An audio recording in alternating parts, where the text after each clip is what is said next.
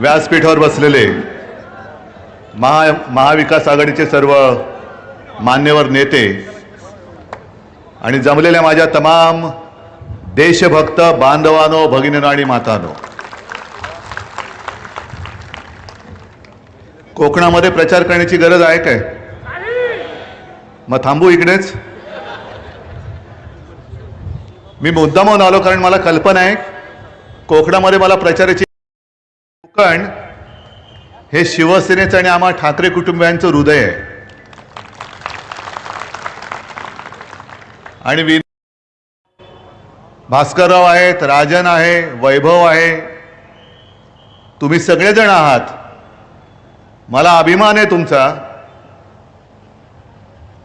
शिवसेना फोडण्याचा प्रयत्न झाला तरी सुद्धा तुम्ही जागच्या जागी उभे आहात.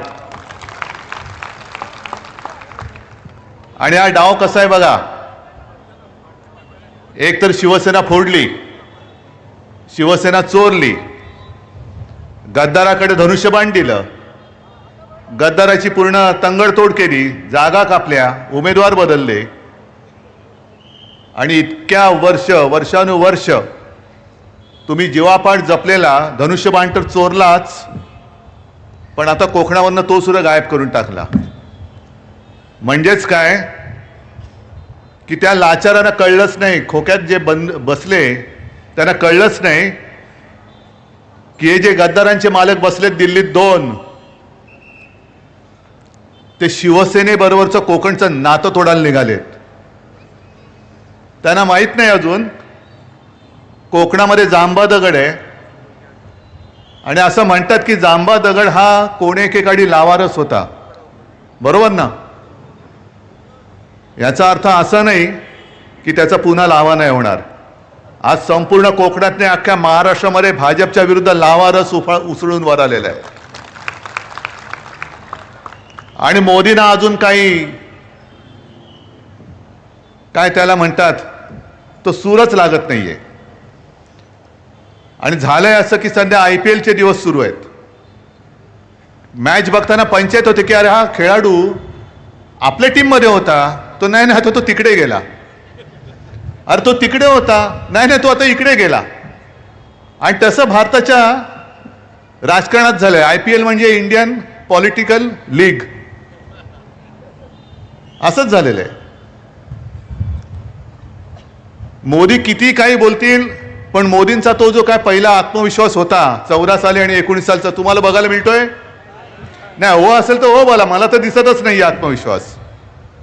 पहिल्यांदा अगदी 19 साली सुद्धा आपण फसलो होतोच. काय रुबाब होता, कारण शिवसेना सोबत होती. आणि त्यांचं एक वाक्य होतं, एक अकेला सब पे भारी. अशी मस्ती होती, छाती होती 56 इंचांची. आता त्या छातीमधली हवा पण गेली. आणि एक अकेला सब पे भारी, आजूबाजूला सब भ्रष्टाचारी. काय ही गत आले. म्हणजे अटलजींचा आत्मा रडत असेल वरून. ते जे बोलले होते की अशी जर का सत्ता मला मिळत असेल तर मी ती चिमटीत सुद्धा पकडणार नाही. आता अटलजींचा आत्मा ढसाढसा रडत असेल की काय कोणाच्या नाकर्तेच्या हातामध्ये भाजपा गेला आणि होता नव्हता भाजपाने खतम करून टाकला, संपवून टाकला. अरे शिवसेना अख्खी तुमच्या सोबत होती तेव्हा मोदीजी आणि शहाजी जी खरं लावण्याची गरज नाही. तुम्हाला महाराष्ट्रामध्ये किती वेळा यावं लागत होतं, किती सभा तुम्ही घेतल्या होतात, कारण अख्खी शिवसेना तुमच्या सोबत होती. का तुम्हाला औरसा आठवली मला कळत नाही, पण विनाशकाले विपरीत बुद्धी. विनाशच होणार असेल तर विपरीत बुद्धी होणारच. आणि म्हणूनच कदाचित हा एक नियतीचा संकेत किंवा देवाचे आशीर्वाद आहेत की त्यांनी शिवसेनेला त्यांच्यापासून बाजूला केली, की त्यांचा विनाश होतोय, तुम्ही नका राहू त्यांच्यासोबत, जाऊ दे त्यांना, बुडतायत बुडू द्या. अबकी बार भाजपा तडीपार करून टाका. आणि काजूवरती, आंब्यावरती, कांद्यावरती जी निर्यात बंदी केलेली आहे ना, पहिली यांच्यावरची निर्यात बंदी उठवा, पहिला भाजपला निर्यात करून टाका. जाऊ दे साता समुद्रापलीकडे निर्यात तडीपार. पण मला यांचा सगळ्यांचा खरंच अभिमान वाटतो. हे ठीक आहे, की त्यांनी संपूर्ण यंत्रणा वापरून शिवसेना चोरली, धनुष्यबाण चोरलं. पण विनायकरावजी, मला तुमचा अभिमान आहे. भास्करराव, वैभव, राजन सगळे म्हणून इकडे बसलेत, मला तुमचा अभिमान आहे. कारण समोर जो उभा आहे त्याला रोज टोप घालताना विचार करावा लागतं. डोकं खाजवायला मिळतं तेव्हा, टोप घातली होती मिळत नाही. तेव्हा खाजवून विचारतो, अरे आज कोणत्या पक्षात होत आपण?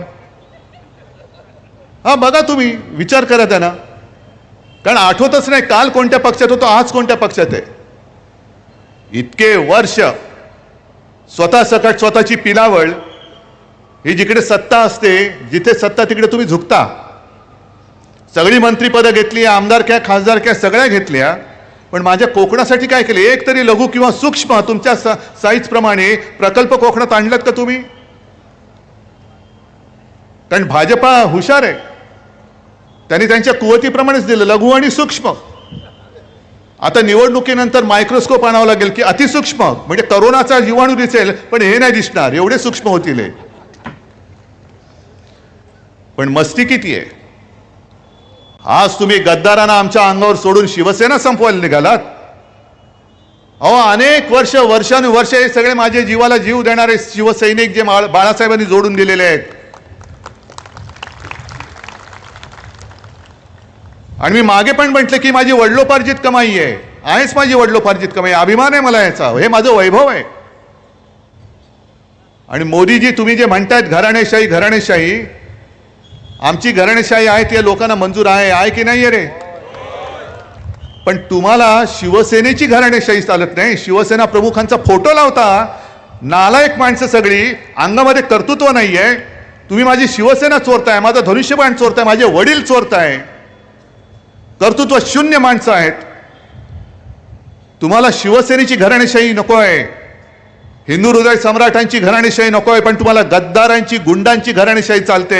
हे दुःख हे आम्हाला नसलं, तुम्हाला नसलं तरी अटलजींना वाटत असेल. कोणाची घराणेशाही तुम्ही पोचताय आणि काय भाषणं करतायत? आणि हा कोकण हा सुसंस्कृत आहे. ज्या पद्धतीने काल परवाकडे फडणवीस येऊन गेले, यांना मत म्हणजे त्यांना मत,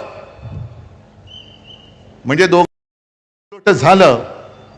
तर कोकणामध्ये जर शिवसेना तेव्हा उभी राहिली नसती, विनायक राऊत, वैभव, भास्करराव वगैरे सगळे जे आहेत हे तुमच्यासोबत उभे राहिले ना, आज कोकणामध्ये काय चाललं असतं? गुंडागर्दी, गुंडराज चालू झालं असतं, गुंडाराज झालं असतं ना. मग तुम्हाला परत गुंडाराज पाहिजे कोकणमध्ये? उघड उघड सांगतायत की यांना मत म्हणजे त्यांना मत, आणि भाजपचे इथले लोक काही करू शकणार नाहीत. जे कल्याणमध्ये घडलं, कल्याणमध्ये भारतीय जनता पक्षाचा एक आमदार गणपत गायकवाड, अनेकदा त्यांनी त्यांच्या वरिष्ठांकडे तक्रार केली की हे बघा काय चालले, हे बघा काय चालले. कोणी ऐकायला तयार नाही. शेवटी एवढा उद्विग्न झाला, त्याच्या मुलाला पोलीस स्टेशनमध्ये जेव्हा यांच्या मिंद्यांच्या गुंडांनी धक्काबुक्की केली तरी पोलीस काय करायला तयार नाहीत, म्हणून बाप म्हणून त्यांनी गोळ्या घातल्या त्याला. मी काय समर्थन नाही करत. आणि त्यांनी म्हटलेलं आहे की जोपर्यंत या मिंद्याच्या हातामध्ये सत्ता राहील तोपर्यंत या महाराष्ट्रामध्ये गुंडांचं राज्य राहील. आज जुलूम जबरदस्तीने ते कारभार करू इच्छित आहेत. मी विसरलो नाही अजून. बारसूमध्ये मी जेव्हा आलो होतो, माझ्या माता भगिनींना कशा पद्धतीने मारहाण केली होती. जर शिवसेनामध्ये पडली नसती तर आज बारसूचा विषय हा लोकांनी संपवला असता की नसता हे तुम्ही सांगा. फौज आणून उभी केली असती, आणि कदाचित, मी असं म्हणत नाही की त्यांचं सरकार येणार तर नाहीच, पण त्यांचं स्वप्न हेच असेल की आपलं सरकार आल्यानंतर बघू ना, बारसू काय, जैतापूर काय, फौजा आणून उभ्या करू आणि कोणाला मारायचंय. मागे जैतापूरमध्ये गोळ्या घातलेल्याच आहेत, गोळीबार झालाच होता. मग त्याच पद्धतीने यांना जर कोकण स्वतःच्या विळख्यात घ्यायचं असेल तर बारसूची रिफायनरी ही तुमचा विरोध डावलून सुद्धा ते उभं करू शकतील. आणि मी तुम्हाला वचन देतोय, आपलं इंडिया आघाडीचं सरकार येणार म्हणजे येणार, आणणार म्हणजे आणणारच. आणि मग बारसू असेल, जैतापूर असेल, कोणताही विनाशकारी प्रकल्प मी कोकणात येऊ देणार नाही. नुसता जमिनीवरनं नाही तर तिथल्या सरकारच्या कागदावरून सुद्धा तो मी पिसून टाकेन, हे माझं तुम्हाला वचन देतोय मी तुम्हाला. आणि मग भाजपच्या अंधभक्तांना मला विचारायचंय की तुम्ही प्रचार कोणाचा करताय? विनाशाचा प्रचार करताय का? शिवसेनेला मत का द्यायचं नाही आणि गद्दाराला मत का द्यायचं? आम्ही विकासाच्या गोष्टी करतो, तुम्ही विनाशाच्या गोष्टी करता आहात. जसं ते म्हणतात की यांना मत म्हणजे त्यांना, मोदींना मत, तसं मी सांगतोय की त्यांना मत म्हणजे विनाशाला मत. मग एका बाजूला विनाश आहे आणि दुसऱ्या बाजूला विघ्नहर्ता विनायक आहे. तुम्हाला काय निवडायचं तुम्ही निवडा. हे किती काळ सहन करणार? काजूवरती निर्यात बंदी, आंब्यावरती ही बंदी, त्याच्यावरती ती बंदी. आणि यांचा जो महाराष्ट्राबद्दलचा जो आकस आहे, हा आकस आता एवढ्या टोकाला पोचलेला आहे की तुम्ही जे गाणं ऐकलं तर मग अशी मशाल गीत आहे, तिकडे मोठ्या प्रमाणावरती मुस्लिम बांधव आले. तुम्हाला काय खटकतंय काय रे त्याच्यात? मी मुस्लिम बांधवांना आणि माता भगिनींना विचारतो, तुम्हाला काय खटकते त्या गाण्यात? आहे आमचं जय भवानी जय शिवाजी आहे, काय खटकते तुम्हाला? जय भवानी जय शिवाजी कोणी नेतं? कारण दोन्ही आपली दैवत आहेत. जसं मोदीजी प्रत्येक सभेत जात आहेत, शहा जात आहेत आणि जय श्रीराम बोलतायत. अरे आम्ही पण जय श्रीराम बोलतो ना. आम्ही काय असे काय हे नाही होत, रामाचे काय विरोधक नाही होत. आम्ही जय श्रीराम म्हणतो, आम्ही बजरंगबली की जय म्हणतो. पण आमच्या महाराष्ट्राच्या नसा नसामध्ये जे जय भवानी आणि जय शिवाजी आहे, ते तुम्ही उपरे दोघं जण येऊन आमच्या महाराष्ट्राच्या रगारगातलं जय शिवाजी आणि जय भवानीचं प्रेम तुम्ही काढू शकताय, काढू इच्छिताय? तुमचा महाराष्ट्राबद्दलचा आकस, तुमचा उद्धव ठाकरेबद्दलचा संताप, ठीक आहे, मैदानात उतरा. उद्धव ठाकरेला संपवायचं ना. उद्धव ठाकरे मैदानात उतरलाय, तुम्ही मैदानात या आणि लढून दाखवा उद्धव ठाकरेशी. होऊन जाऊ दे समोर समोर. पण सोबत तुमचे सगळे जे घरगडी आहेत, ईडी, इन्कम टॅक्स, सीबीआय, ते उद्या आमच्याकडे असणार आहेत, आमच्या अंडर असणार आहेत. आज तुम्ही ज्या पद्धतीने त्यांचा दुरुपयोग करतात, त्या अधिकाऱ्यांना सुद्धा सांगतोय, उद्या आमच्याकडे आल्यानंतर तुमच्या नांग्या ठेचल्याशिवाय आम्ही राहणार नाही.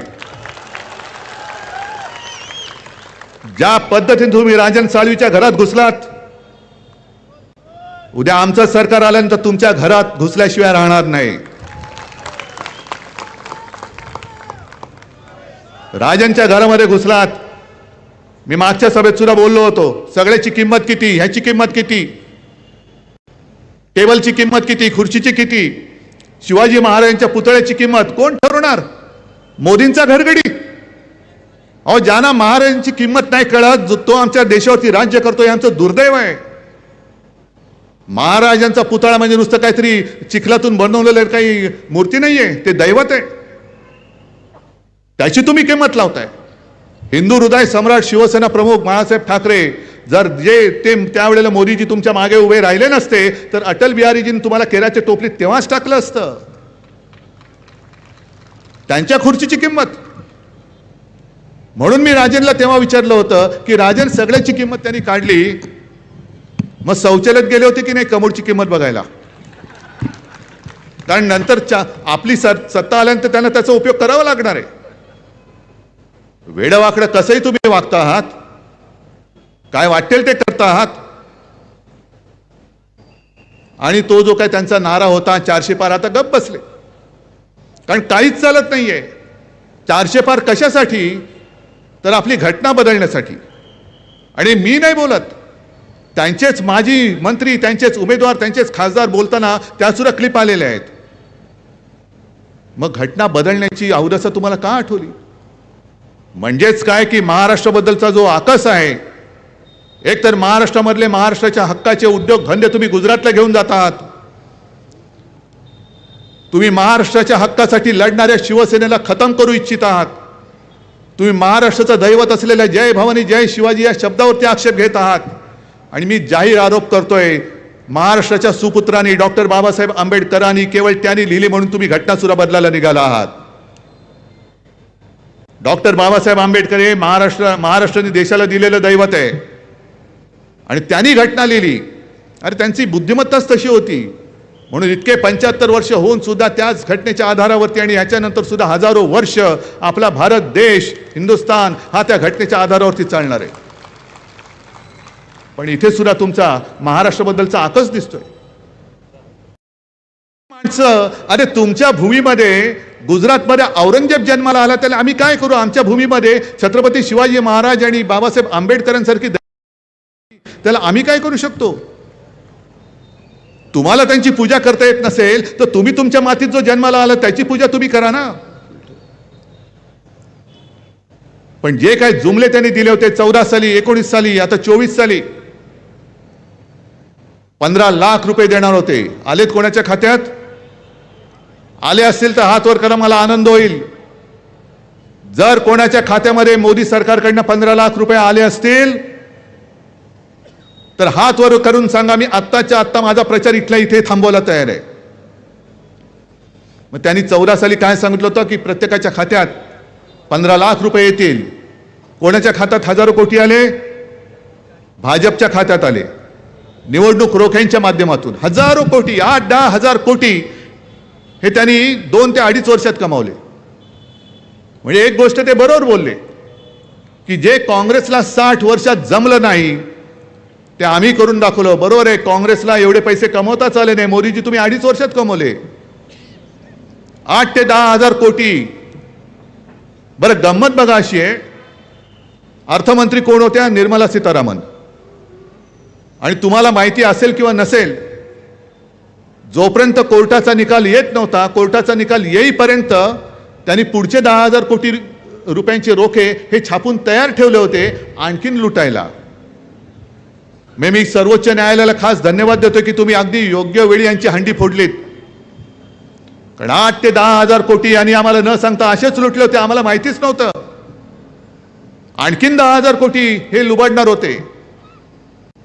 आणि या सीतारामन बाई बोलले आहेत की आमचं सरकार आल्यानंतर आम्ही पुन्हा निवडणूक रोख्यांची योजना आणणार, म्हणजे पुन्हा तुम्हाला लुटणार, तुम्हाला तुमची लूट चालेल, परवडेल. बरं, गंमत मी एवढ्यासाठी म्हटलं की ज्या सीतारामन बाई बोलले की हे आम्ही पुन्हा ही रोखे आणणार, रोख्यांची योजना आणणार, त्यांचेच पती परकला प्रभाकर त्यांनी तर त्यांच्यावरती जो मोठा आघात केलेला आहे, त्यांनी सांगितलं की हा जगातला सगळ्यात मोठा घोटाळा आहे आणि त्याचं नाव त्यांनी मोदी गेट असं दिलेलं आहे. मोदी गेट, मोदींवरती थेट आरोप त्यांनी केलेला आहे. आम्हाला संपवायला निघालात ना? का आम्ही तुमची पालखी वाहत नाही म्हणून तुम्ही आम्हाला संपवायला निघालात? मग तुमच्याच मंत्रिमंडळातल्या ज्या मंत्रीबाई होत्या त्यांचे यजमान तुमच्या तोंडावरती बोलताय की तुम्ही घोटाळा केलाय, तुम्ही घोटाळेबाज आहात, का त्यानं उत्तर देत नाही? आम्ही आरोप करतोय, आरोप नाही करत, आम्ही सत्य लोकांसमोर आणतोय. आजच मी येताना वाचलं की डाळी कडाडलेले आहेत, डाळीचे भाव वाढलेले आहेत. जर आपण विचारलं मोदीजी डाळीचे भाव वाढले, वो तो नेहरूजी ने बढ़ाया. नेहरू जाऊन किती वर्ष झाली? बरं, नेहरू किती वर्ष पंतप्रधान होते? 16 वर्ष. भाजपा किती वर्ष आहे? अटल बिहारी वाजपेयी होते, त्यांची काळा सगळी वर्ष, यांची 10 वर्ष. म्हणजे 16 पेक्षा जास्त वर्ष हे भाजपाचं सरकार तिकडे आहे. मग नेहरूंनी 16 वर्षात काय केलं असेल ते पुसून टाकून तुम्ही 16 वर्ष काय केलं, तुम्ही 10 वर्ष काय केलं हे तुम्ही का नाही सांगत? म्हणजे सांगायचं काय की 60 वर्षात काही नाही केलं. बरं, नसेल काही केलं, मग त्यांना जर का विचारलं पुढे काय नाही, आत्ता सुरुवात झाले, 10 वर्ष आम्ही नुसतं काय आमचं हे करत होतो, आता पुढे बघा 2047 साली तुम्हाला काय देतोय. 2047 साल कोण बघणार आहे? आता जे प्रचार करतात त्यांचे सगळे ते तरी बघणार आहेत 2047?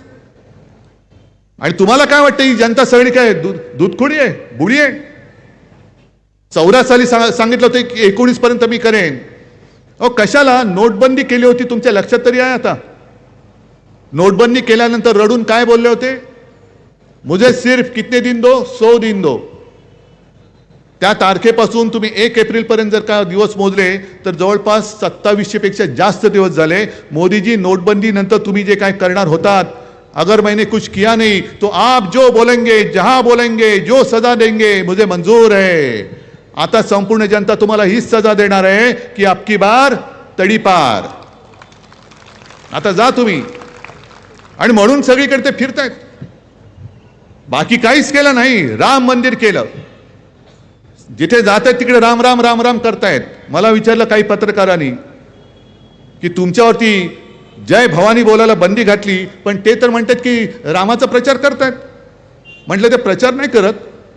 मराठीमध्ये एक ते मागे पिक्चर आलं होतं, त्याच्यामधलं एक गाणं आहे, आम्ही जातो आमच्या गावा आमचा राम राम घ्यावा.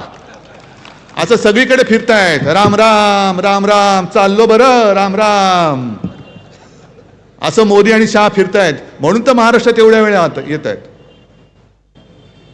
मुंबई गोव्याचा जो रस्ता झाला का पूर्ण? कधी होणार? 3000 सालापर्यंत तुम्हाला देतो बघा, तोपर्यंत तुम्ही मला मत द्या. 3000 साली असं काही गुळगुळीत करेन की तुम्ही नुसतं मुंबईत नुसतं उभे राहिलं तरी ऑटोमॅटिक सरकून कोकणात याल आणि कोकणात थेट चंद्रावरती पूल बांधून देतो तुम्हाला. पण ते 3025 साली आणि इकडेच आपण फसतो. आता अशी ते जे काय आगडबंब वचनं आणि आश्वासनं देत आहेत, जसं मी तुम्हाला सांगितलं मी चंद्रावरती पूल बांधून देतो. चला मला सगळ्यांना विचारायचं आहे, कोणाची तयारी चंद्रावरती पूल बांधून द्यायची? काँग्रेस राष्ट्रवादीची पण लोक आहेत. देत आहे का? मी देतो. मग तुम्ही विचार काय करता? अरे माहिती आहे हा पूल होणार नाहीये, ही लोक पण नाही बोलतायत, पण मग मत देऊन बघायला काय हरकत आहे? केला तर हे असंच चाललंय. 14 साली सुद्धा ते रुपये तुम्हाला देतो. प्रत्येकाच्या हर घर नल से जल, नळ तरी आले का? अनेक ठिकाणी आज महाराष्ट्रामध्ये पाण्याचं दुर्भिक्ष आहे.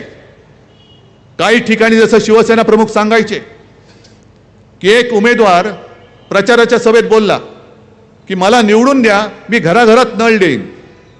लोक खुश झाले, कारण सगळ्या माता भगिनी लांब जायच्या घागरी घेऊन आणि पाणी भरून यायच्या. घराघरात नळ येणार असेल तर का नाही द्यायचं? दिलं लोकांनी. समोरच्याचं डिपॉझिट जप्त करून त्याला निवडून दिलं. 1 महिना झाला, 2 महिने झाले, लोक चुळबुळ करायला लागली. अरे आता गेलं पाहिजे, विचारलं पाहिजे. मग ते गेले त्याच्या घरी. अरे काय म्हणताय गाववाल्यानो, कशासाठी आलात? नाही तुम्ही ते निवडणुकीत बोलला होतात बघा. काय बोललो होतो? नाही घराघरात नळ. हा मग? नाही तो नळ पाहिजे. अच्छा नळ पाहिजे.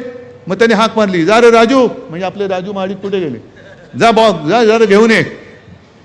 मग राजू महाडिक घेऊन आले बॉक्स. मग हे बुवा बसले होते तिकडे, घ्या प्रत्येकाच्या हातात 1-1 तोटी दिली नळाची. चलो हे काय? मी काय बोललो होतो? घराघरात नळ. मी पाणी नव्हतं बोललो, नळ बोललो होतो. घ्या नळ घ्या आणि बसा फिरव्यात चाव्या. हे असे सगळे थापा मारणारी लोक. आणि ही नुसती थापाड्यांची फौज नाहीये, ही गद्दारांची फौज नाहीये, ही दहशतवाद्यांची टोळी आहे. जी ईडी, इन्कम टॅक्स, सीबीआयच्या माध्यमातून यांचा दहशतवाद सगळीकडे चाललेला आहे. अगदी जीएसटीच्या वेळेला सुद्धा टॅक्स टेररिझम, कर दहशतवाद. म्हणजे मेहनत करतायत त्यांना असं काही पिळायचं की जरा कुठे काही चूक झाली सरळ उचलायचं आणि तुरुंगात टाकून द्यायचं. हे इंडिया आघाडीचं सरकार आल्यानंतर आम्ही जीएसटी मध्ये सुद्धा बदल करणार, करून दाखवणार.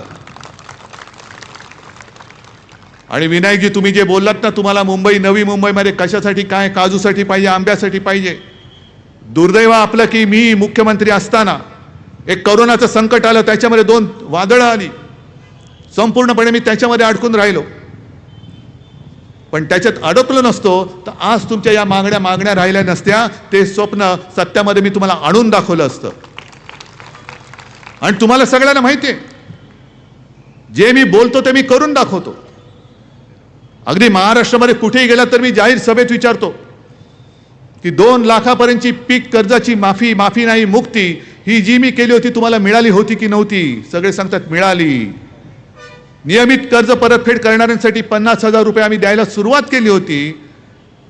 यांनी गद्दारी करून सरकार पाडलं आणि ती खोळंबून टाकली. आता तुम्हाला मी विचारतो, किनारपट्टीवरती जेव्हा 2 वादळं धडकली होती तेव्हा जी काय आपत्कालीन मदत केली होती ती तुम्हाला मिळाली होती की नव्हती? हे मला तुम्ही सांगा.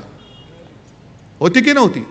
अगदी चिपळूणमध्ये सुद्धा मी आलो होतो, अगदी किनाऱ्यावरती सुद्धा गेलो होतो. याचा अर्थ असा की जे होणार नाही, चंद्रावरती पूल करेन, घराघरामध्ये आणखीन काहीतरी करेन, असं वेडवाकडे मी बोलत नाही. जे होण्यासारखं असेल तेच बोलतो आणि जे बोलतो ते मी करून दाखवतो. आणि म्हणून तुमच्यासमोर 2 पर्याय आहेत. एक 10 वर्षाच्या थापा, ही मोदी गॅरंटी, आणि दुसऱ्या बाजूला माझं वचन, जे मी वचननाम्यात दिलं ते मी करून दाखवणार. तुमची निवड तुमच्याकडे. उद्धव ठाकरेचं वचन तुम्हाला महत्वाचं आहे का मोदीची गॅरंटी? हे महाराष्ट्राने उत्तर द्यायचंय. आणि यांची गॅरंटी तुम्हाला माहिती आहे. यांची गॅरंटी म्हणजे अशी, मगाशी जे मी बोललो ना, एक अकेला सब पे भारी, आजूबाजूला भ्रष्टाचारी, सगळे भ्रष्टाचाऱ्यांची फौज घेऊन हे आपल्यावरती चाल करून येत आहेत. अख्खा कोकण जणू काही यांनी विकायलाच काढलेला आहे. नाणारच्या बाबतीमध्ये जे झालं, जैतापूरला झालं, बारसूमध्ये, आपल्याला कळण्याच्या आत परप्रांतीयांनी इकडे येऊन जमिनी केव्हा बळकवल्या तुम्हाला कळलं सुद्धा नाही, आम्हाला सुद्धा कळलं नाही. आणि पुढचा जो धोका आहे तो हा किनारपट्टीचा विकास ते सिडकोकडे देत आहेत. सिडको म्हणजे यांचे सगळे कॉन्ट्रॅक्टर, बगल बच्चे, सूटबूट की सरकार. आणि हा निसर्ग सौंदर्य, निसर्गाच्या वैभवाने नटलेला हा माझा कोकण कॉन्ट्रॅक्टरच्या खिशात देणार आपण?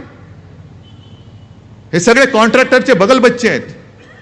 आणि म्हणून यांच्याकडे जे चाललेलं आहे की ज्याचा जेवढा भ्रष्टाचार मोठा, मग त्याला केंद्रात मंत्रिपद देणार, त्याला इकडे मंत्रिपद देणार. 70,000 कोटीचा घोटाळा असेल तर उपमुख्यमंत्री करणार, त्याच्याहून आणखीन मोठा घोटाळा असेल तर मुख्यमंत्री करणार. या सगळ्या गोष्टी आता झाल्या तेवढं खूप झाल्या. अहो, तुम्ही तुमच्या आयुष्यातली 10 वर्ष यांच्या थापांमध्ये वाया घालवली, आम्ही सुद्धा वाया घालवली. गेल्या वेळेला माझी चूक झाली, मीच मोदींना पंतप्रधान करायला सांगायला आलो होतो आणि तुम्ही माझं ऐकलत. आणि आता नेमकं मी उलटं सांगतोय आणि तळमळीने सांगतोय. एका गोष्टीबद्दल मला समाधान आहे की कोरोना काळामध्ये संपूर्ण देशात नंबर 1चा मुख्यमंत्री म्हणून माझं नाव आलं होतं. पण अत्यंत नम्रपणाने सांगतो, हे कर्तृत्व माझं नव्हतं. हे कर्तृत्व तुमची साथ आणि सोबत नसती तर महाराष्ट्र वाचू शकला नसता. म्हणजे फडणवीस जे सांगतायत की बाकी विकास कामाचं सोडून द्या, पण मोदीजींनी लस दिली नसती. अरे लस म्हणजे काय लसूण आहे? हा, की पाठच्या बागेमध्ये पिकोला आणि दिला लसूण. तो सुद्धा 400 पार गेला होता. त्याला लाज वाटली, याने नारा दिला होती, आला खाली. लसूण सुद्धा 400च्या वर गेला होता. पण मोदी म्हणाले 400 पार. लसूणाला लाज वाटली, तो काहीतरी आपल्यापेक्षा जास्त मोठा थापाडे आहे, खाली आलेला बरं. म्हणजे लस कोणी शोधली?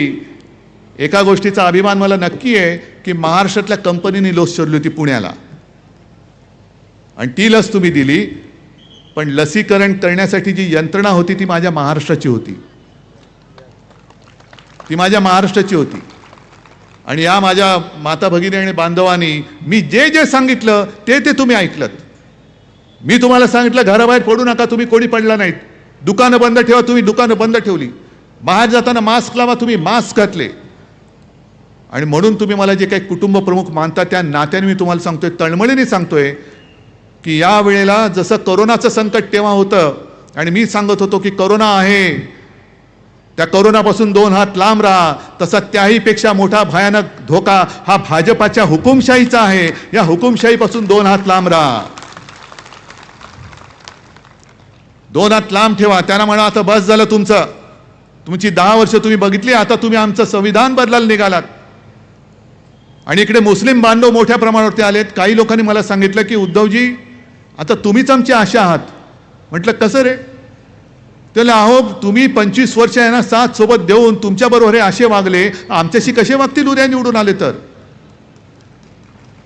म्हणून कोणी घाबरू नका, अजिबात घाबरू नका. जसं विनायक राऊतांनी शपथ घेतली तशी सुद्धा मी शपथ घेऊन मैदानात उतरलेलो आहे. बाकी देश खूप मोठा आहे, पण आपण खास करून छत्रपती शिवाजी महाराजांच्या महाराष्ट्रातले मर्द मावळे आहोत. आणि त्या मर्द मावळ्यांना मर्दपणा काय असतो ते शिकवावं लागत नाही. मर्दपणा त्यांच्या रगारगात, त्यांच्या नसानसात भिनलेला आहे. येऊ दे मोदी शाह, किती त्यांची ईडी सीबीआय इन्कम टॅक्सची धाड घेऊन येऊ द्या, त्यांच्या त्या टीमची तंगडतोड करून ठेवल्याशिवाय आपण राहायचं नाहीये आणि त्यांना हद्दपार केल्याशिवाय आता थांबायचं नाही. म्हणून आता एकच नारा द्यायचा, अबकी बार, अबकी बार कोण? आणि दुसरी गोष्ट, तुम्ही जेव्हा जाल त्या मतदान यंत्रणेमध्ये जे काय आहेत, कारण एवढे नालायक लोक आहेत, आणखीन एक कोणतरी विनायक राऊत शोधून काढलंय, त्यांनी काढलंय ना. पण आपली मशाल काय, आपली निशाणी काय? अजून एकदा नक्की